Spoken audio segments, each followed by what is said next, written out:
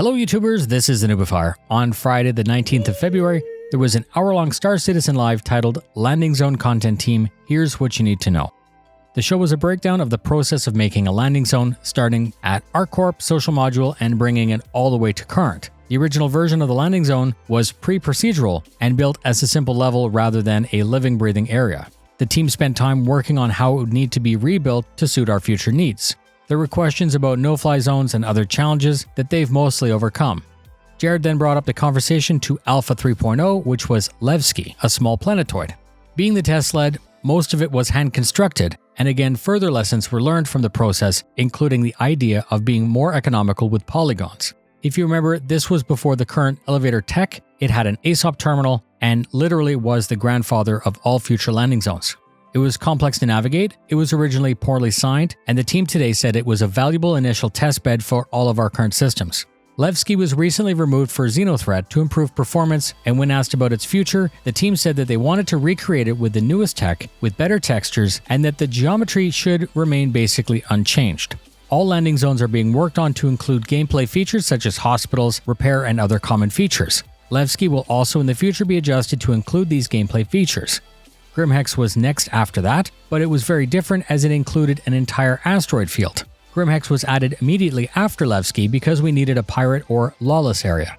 Frankfurt did the blockout of the original, and I remember how awesome all of it looked when I first saw it. Just recently, Grimhex was brought up to a much newer version with the raceway, hangars on the backside, and other tweaks. Once the developers tackled these two, they decided to tackle Lorville. Lorville is on Hurston, which was unique as it obviously involved a huge space in a sprawling city. They needed to work out the transportation system and more points of interest. Because the planet's surface is curved, the developers needed to create a specialized toolset that basically bent the city to conform, ensuring that there would be no clipping or other odd overhangs near the edges. They mentioned that during the brainstorming for this location, developers wanted to fake the train mechanics a little bit, but Chris insisted that there would be physicalized trains and each of them having their own physics grid. Everything is blocked out to add bathrooms when they're needed in the future, and they basically actually confirmed that someone had mocapped the actions of going to the bathroom and that would be added in the future. I don't know if we actually need it, and I almost wish pooping in a video game was implied instead of being part of the actual plan. Comment your comments in the comments if you're happy or sad about pooping in a space game. Moving on, seashells yes, toilet paper no. They spoke a little bit about what they might redo on Lorville with the new tech. Many wished to change the base textures and the level of fidelity in the base models so that players could actually move closer without losing quality. Many wished to add even more to the suburb, which is shacks and areas giving us more to explore.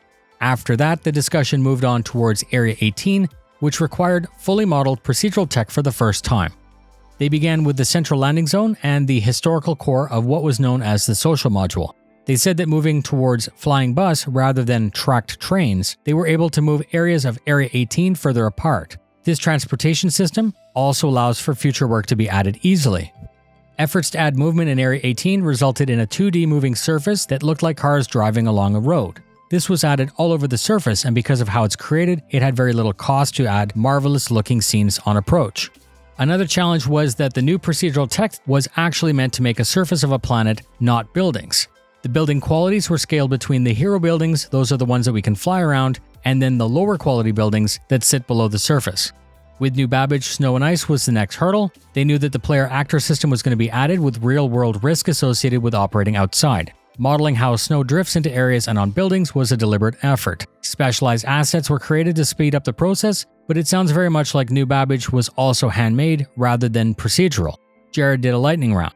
Player hangars are coming, maybe. The quantity of hangars in each zone is between 30 and 50.